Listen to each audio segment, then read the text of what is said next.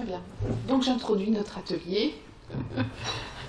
Donc le thème de notre atelier, c'est repenser les pratiques en protection de l'enfance à partir de la recherche. En reprenant ce titre, je me disais que c'est sûr que les relations entre le monde de la pratique et celui de la recherche sont loin d'être simples, et que peut-être une des difficultés de ces relations est à chercher du côté de la question de la légitimité des savoirs. Avec pour les uns l'idée que les seuls savoirs qui seraient utiles, nécessaires, seraient ceux de l'expérience, de l'action auprès des enfants et des familles. Et pour les autres, les seuls savoirs qui seraient dignes de ce nom, dignes de reconnaissance, valables en quelque sorte, seraient les savoirs académiques. Et pourtant, les acteurs de la pratique et ceux de la recherche ont besoin les uns des autres. Ainsi, l'étude des pratiques de terrain, c'est l'une des principales sources de la recherche en sciences sociales en protection de l'enfance. Et d'ailleurs, sur cette question, nous sommes témoins à l'Observatoire de la difficulté d'un certain nombre d'équipes de recherche à accéder au terrain et donc à conduire leurs recherches. Mais inversement, les méthodes de la recherche, oui vraiment, mais aussi ses résultats, peuvent alimenter les praticiens, peuvent alimenter leurs connaissances et leur permettre aussi de faire évoluer leurs actions. Je me disais qu'en ce moment, à l'Observatoire, on est en train, à la demande du ministère, de réfléchir avec un groupe de travail sur construire une méthode pour regarder faire retour sur des expériences dramatiques en protection de l'enfance. Typiquement, sur cette démarche-là, les méthodes de la recherche nous aident à voir comment on peut, quand on est des praticiens, se mettre autour d'une table pour, un peu à distance, essayer de regarder les pratiques qu'on a menées. Alors, comment repenser les pratiques en protection de l'enfance à partir de la recherche? Ça, c'est donc le titre de notre atelier. Mais peut-être aussi, est-ce qu'on peut construire des recherches en s'inspirant des pratiques? Et finalement, pour reprendre un peu les propos d'un chercheur français qui s'appelle Philippe Lillier, qui s'intéresse à ces questions, est-ce qu'on peut hybrider les modes de faire de la pratique et de la recherche pour avancer ensemble finalement? Donc je pense que ça va être un peu la teneur de notre atelier, de nos travaux là. On va d'abord avoir donc en principe, si tout fonctionne, l'intervention de Paola Milani, qui est professeure d'université à Padoue et qui va nous parler d'un programme italien qui s'appelle Programme d'intervention pour prévenir l'institutionnalisation. C'est le programme PIPI. Elle explique que PIPI, c'est le nom en italien de Fifi Brin d'Acier, donc d'une enfant résiliente. Voilà. Et c'est un programme fondé sur la co-construction à tous les étages, si on peut dire. Donc vous verrez, j'espère qu'elle va pouvoir nous présenter ça, ce qui est fort intéressant. Et puis dans un deuxième temps, donc Manon Grandval, qui est doctorante à l'Université de Haute-Alsace, va nous parler de son projet de recherche-intervention auprès d'établissements de la protection de l'enfance pour repenser les pratiques auprès des familles. Bonjour, rebonjour. Donc la parole est à vous pour nous présenter le programme et tout ce travail de co-construction à tous les étages, comme je disais. Ah, très bien. Alors, merci de cette invitation et surtout merci d'avoir accepté cette connexion en Skype et le fait qu'aujourd'hui je n'ai pu malheureusement être présente à cause de ces difficultés que nous avons en Italie à niveau politique à ce moment-là. Donc, merci beaucoup. Avec plaisir. Et je m'excuse avant de commencer pour mon français. Soyez indulgente, s'il vous plaît. Et je vais essayer. Alors, ce que je vais faire, c'est de présenter un peu l'expérience que nous avons fait d'introduire à niveau italien un programme d'intervention pour prévenir l'institutionnalisation qui, dans la réalité, ce titre-là, c'est un acronyme qui veut rappeler la résilience des Pippi Longstocking. En italien, Fifi Brin d'Acier, c'est Pippi Longstocking. Et donc, l'acronyme Programme d'intervention pour prévenir l'institutionnalisation veut déjà déjà donné une idée du cadre théorique qu'il y a dans les programmes. Le programme est devenu depuis 2011 un grand chantier parce qu'il a été assumé par le ministère des politiques sociales qui a voulu commencer en 2011 et 2012 une implantation en 10 villes italiennes métropolitaines, les villes plus grandes du pays. Et chaque implantation du programme a la durée de des années dans chaque municipalité qui va l'implanter. Donc nous avons commencé en 2011 et 2011-2012 la première implantation. Nous avons continué jusqu'à 2014 avec, dans les moments dans lesquels les régions ont demandé de participer. Les régions sont un peu les départements, en Italie sont un peu les départements en France, et donc on a eu un élargissement des municipalités qui ont décidé de s'impliquer, pas seulement les grandes villes italiennes, mais des autres villes de différentes dimensions. Et aujourd'hui, nous avons une implantation qui concerne 19 régions sur 20, et toutes les régions sauf la Vallée d'Aoste, et plus de 200 municipalités qui travaillent avec environ 2000 familles. Et un résultat important que nous venons d'obtenir s'est passé au mois de décembre parce qu'à partir des données que nous avons collectées dans les premiers 7 années d'implantation, nous avons travaillé avec différents acteurs politiques et professionnels pour arriver à écrire des lignes guides nationales sur l'intervention avec les enfants et les familles en situation de vulnérabilité. Donc, le processus qui s'est déroulé, c'est un processus dans lequel nous, avec un programme qui expérimente un modèle d'intervention avec les familles et à niveau de la recherche et de l'intervention, nous avons pu influencer la côté politique et avoir à ce moment-là un document politique qui propose un certain modèle au système des services de la protection de l'enfance. Et c'est vrai que ligne guide, ça veut dire pas loi nationale, mais ça dépend du fait qu'en Italie, nous avons un système de welfare qui est à niveau régional, pas à niveau national. Et donc, l'État ne peut pas faire une loi sur ce sujet-là. Et donc, c'est à cause de ça qu'on a une sorte de soft law, une loi légère, pas une vraie loi. Quels sont alors les buts du programme? Quand nous avons commencé, les ministères avaient la préoccupation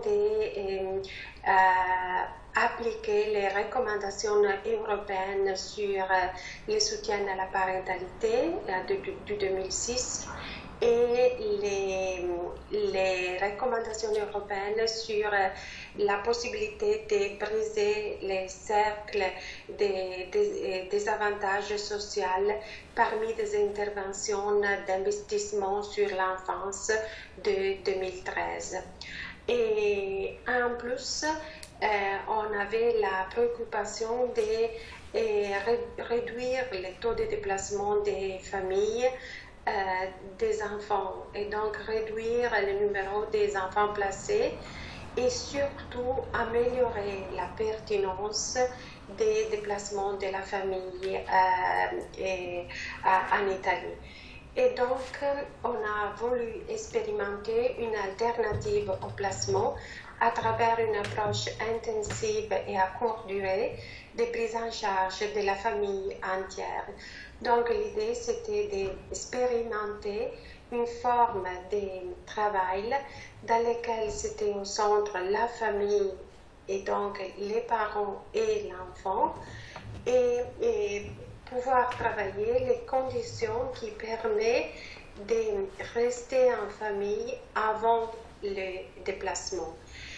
Et pour réaliser cette finalité, il faudrait travailler beaucoup sur la question de l'évaluation. Donc, comment évaluer les situations de famille, comment comprendre quand le déplacement de la famille d'origine peut être pertinent ou pas. Et donc, l'autre grande finalité concerne l'harmonisation des pratiques d'évaluation et d'intervention envers cette cible-là qui concerne pas toutes les familles en question, mais surtout la zone de la négligence. Et là, je reviendrai dans un petit peu là-dessus.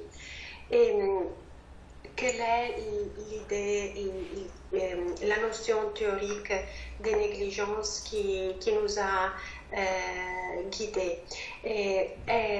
C'est une idée de négligence qui a été développée par différents auteurs, parmi lesquels Karl Lacharité, qui définit la négligence comme une absence ou une carence de réponse à des besoins d'un enfant. Et donc, cette définition-là nous permet de nous centrer pas sur les défaillances des parents, mais sur les besoins des enfants.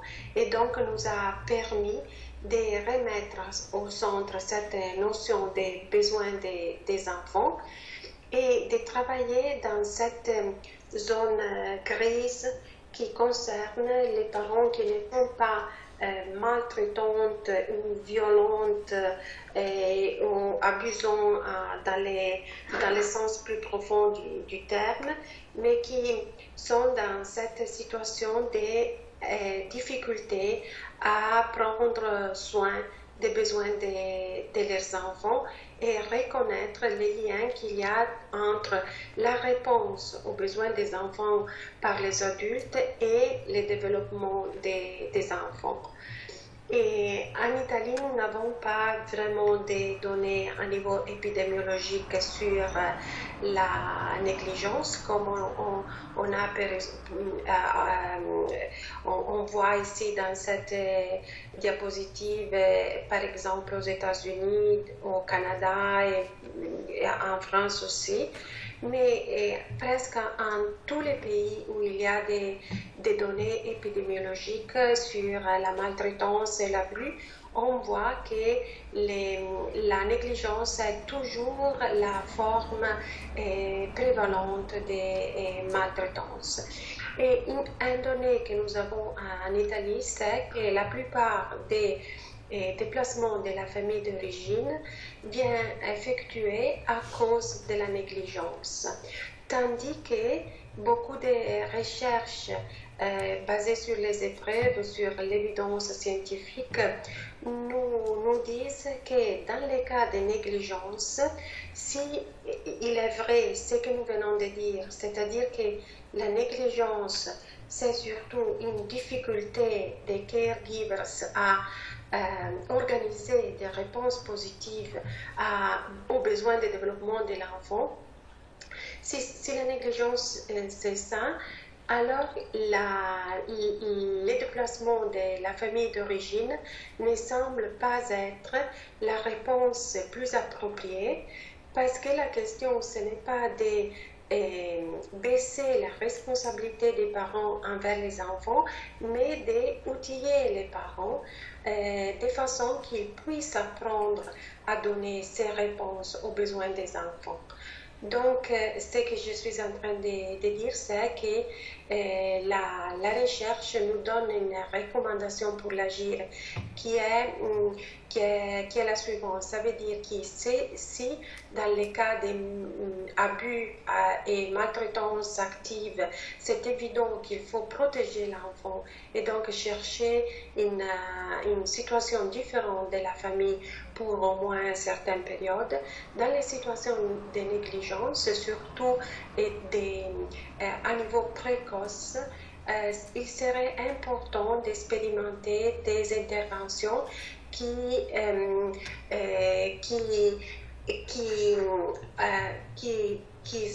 mettent au centre la notion des réponses des parents aux besoins de l'enfant et donc des requalifications de la réponse des parents aux besoins de l'enfant.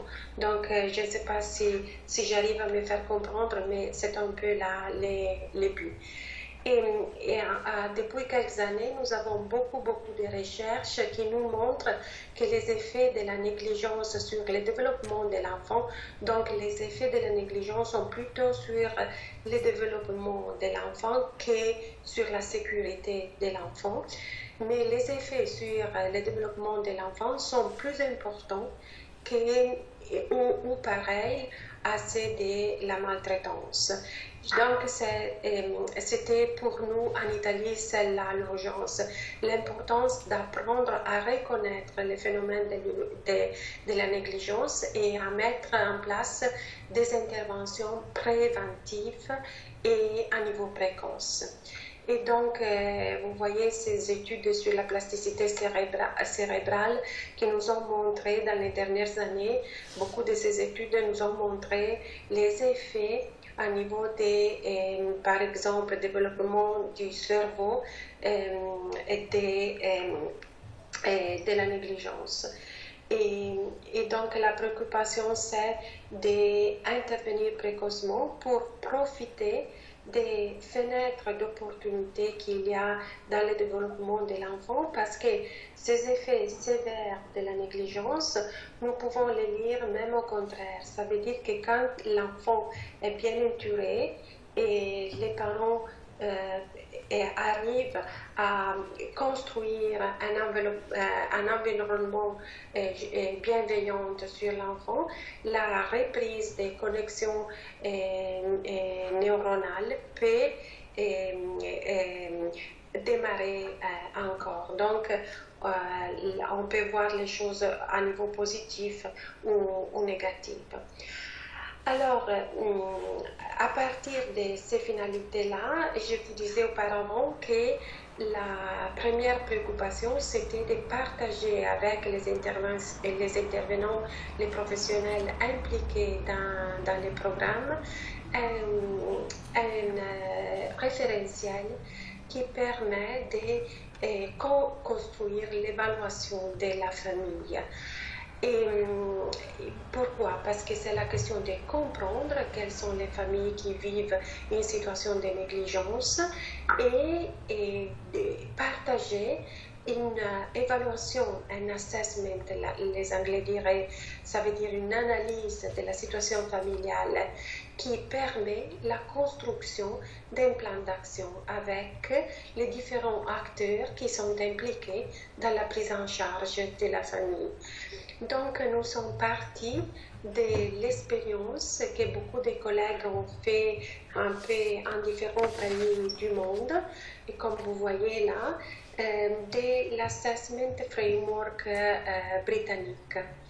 Et assessment framework, ça veut dire exactement cadre pour évaluer, pour construire l'analyse dans différentes étapes de la famille.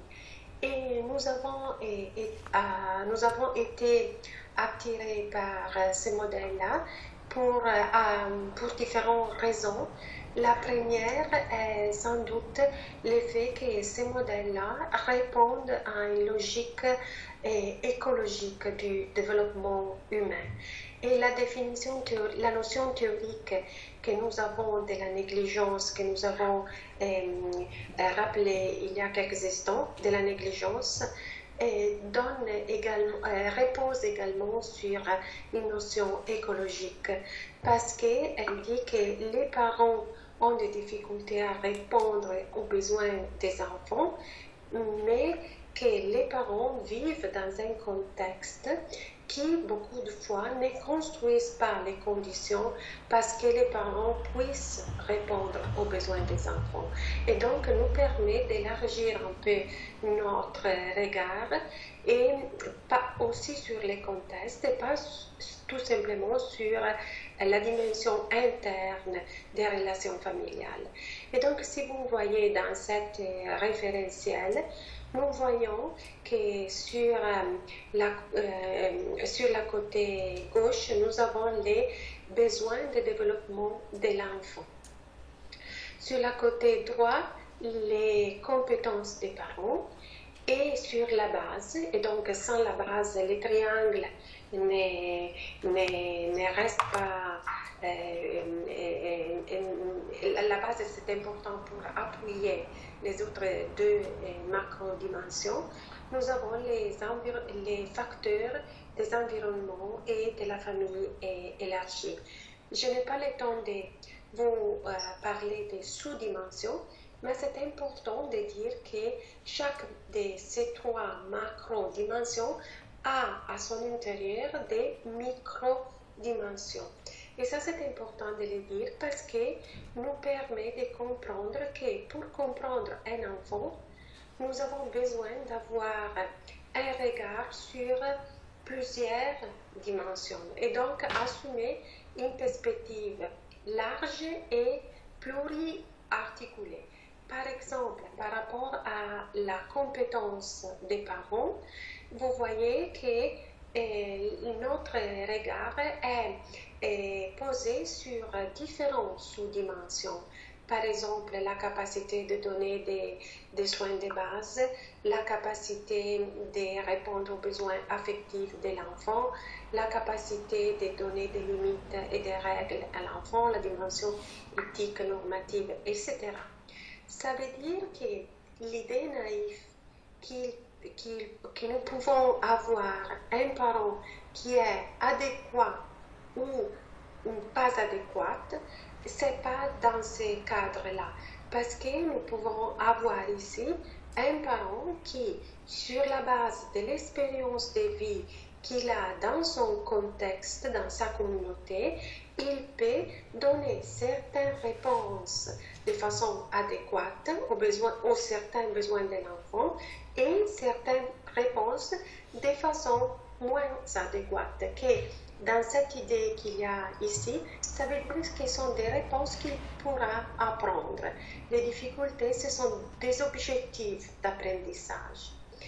Et donc, nous avons traduit cette expérience-là du cadre britannique à partir de l'expérience d'adaptation qu'ont fait notre collègue québécoise, et parmi lesquels surtout Claire Chamberlain et Carl Lacharité, qui nous ont proposé l'adaptation que vous voyez ici. Et nous sommes arrivés dans le temps à faire cette adaptation que vous voyez ici, que nous avons appelée le monde de l'enfant. Donc, l'idée de base, pour comprendre un enfant, il faut entrer dans son monde. Pourquoi entrer dans le monde de l'enfant? Parce que si vous voyez les dimensions de la base, les services de la communauté sont un des facteurs de l'environnement qui est considéré pour comprendre la situation de la famille. Ça veut dire que nous, en tant que professionnels, en tant que chercheurs, nous sommes dans le monde de l'enfant. Et donc, nous nous positionnons dans une posture de responsabilité et d'implication envers ce travail avec la famille. Encore un deuxième élément, c'est que si dans ce monde de l'enfant, il y a au premier lieu, au centre, les besoins de développement de l'enfant, les compétences des parents nous semblent plus des réponses aux besoins de l'enfant que des compétences. des compétences à évaluer dans une façon rigide. Les parents sont compétents ou pas. Alors, ici, la demande est quelles sont les réponses que ces parents-là arrivent à donner en ce moment-là par rapport à son environnement, à cet enfant-là. Donc, la question de l'évaluation change. Et surtout, là, ici, il y a un troisième élément qui devient important. Et les parents peuvent devenir un co-évaluateur de la situation de sa famille et de son enfant. Pourquoi? Parce que dans les moments dans lesquels nous, en tant que professionnels, nous nous posons une question pas sur les défaillances des parents, mais sur comment va le développement de l'enfant à partir de l'évaluation de la compréhension de ses besoins, les parents peuvent devenir co-évaluateurs avec les autres acteurs qui sont dans l'équipe multidisciplinaire à co-construire ces travaux d'analyse. Pourquoi?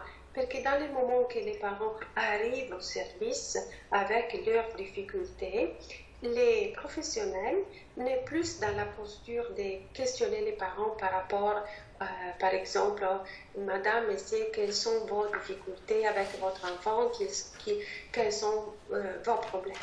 Mais, Madame, Monsieur, comment vous voyez les besoins de développement de votre enfant?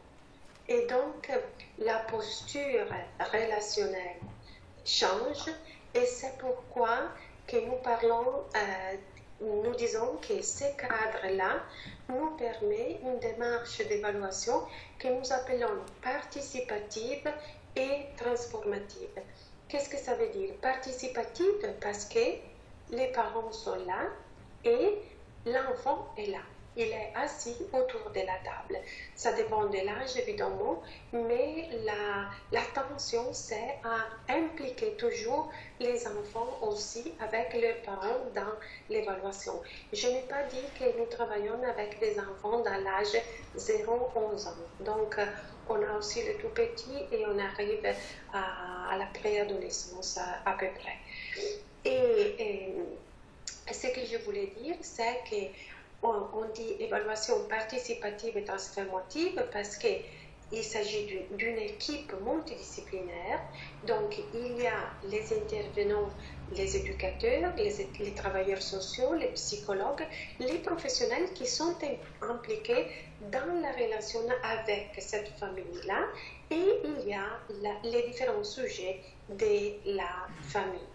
Et transformative parce que la question n'est pas seulement d'évaluer la situation familiale, ça il s'agit du premier pas, mais l'évaluation, l'analyse, l'évaluation et l'analyse, ce sont des mots différents évidemment, mais en ce moment-là, je ne m'arrête pas sur ça.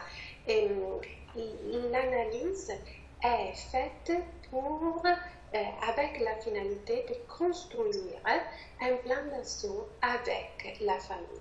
Donc, en fonction d'un projet de changement des situations, des conditions qui ont provoqué la négligence envers l'enfant.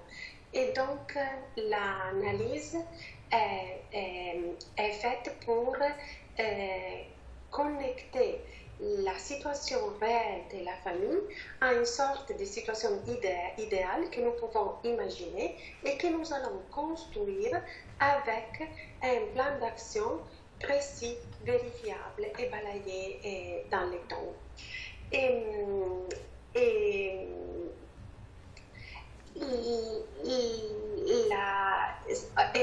Ce qu'on peut dire est que l'analyse est connectée au plan d'action et est connectée à l'évaluation complexive de la situation. Et donc, nous, dans notre recherche, on a un T0, ça veut dire le temps zéro, le temps du début de l'intervention, un temps 1, un temps intermédiaire et un temps D, un temps final dans lequel on fait une évaluation complexive. Mais si vous voyez dans l'image, vous voyez qu'il n'y a pas une situation de linéarité, mais plutôt de circularité. Qu'est-ce que ça veut dire? Que si nous sommes capables de nous asseoir avec la famille et avec les autres acteurs professionnels et pas professionnels autour de la table, et nous allons co-construire soit l'analyse avec la famille, c'est vrai que nous sommes déjà, au moment de l'analyse, dans une situation de travail parce que nous demandons à la famille d'assumer une posture de réflexivité par rapport à soi-même. Et donc, ça veut dire que nous sommes déjà dans l'action. Et donc, cette conception d'analyse, c'est déjà l'action avec la famille. Et après, nous allons dans l'action avec différents dispositifs d'action. Nous proposons normalement 4 dispositifs. Les interventions d'éducation à domicile, un peu ce que vous appelez AMO en France, mais c'est un peu différent. Ce sont des actions de home visiting, mais assez réguliers et assez intensifs dans le temps. Des groupes de parents et des groupes d'enfants. Des activités avec l'école parce qu'il y a un énorme effort pour impliquer les enseignants dans l'équipe des multidisciplinaires et le soutien d'une famille de la communauté. Ça veut dire qu'on cherche d'avoir pour chaque famille cible une famille de la communauté qui ressource la famille et qui ressource l'équipe aussi. Et donc on cherche un mix entre les réseaux institutionnels et les réseaux de la communauté et le développement communautaire. Et donc j'étais en train de dire qu'on est dans l'action, mais dans l'action, on collecte des autres données qui nous donnent la possibilité d'améliorer notre analyse et d'améliorer les plans d'action. Donc l'objectif et les actions que nous avons prévues avec cette famille-là. Et donc il y a une circularité entre assessment, action, construction du plan d'action qui nous permet de connaître mieux la famille et de cibler les objectifs qui ont été co-construits avec la famille. Bon, je vois que le temps est déjà passé. Je m'excuse si j'ai parlé trop, mais évidemment, je voulais vous donner une idée de la logique qu'il y a dans ce travail-là. Je n'ai pas eu le temps de vous montrer les données que nous avons collectées sur l'efficacité, qui nous montrent qu'il y a beaucoup de points de force dans ces programmes, mais évidemment, il y a aussi des aspects, des noyaux critiques, des difficultés dans l'implantation et dans la formation des intervenants que la recherche nous restitue et nous fait comprendre. Donc, je ne voulais pas vous donner l'idée que tout va bien. Il y a évidemment des difficultés, mais nous avons un grand support en ce moment-là de la part du ministère, de l'université et de beaucoup de municipalités pour arriver à travailler sur ces difficultés-là. Et donc, merci de votre attention.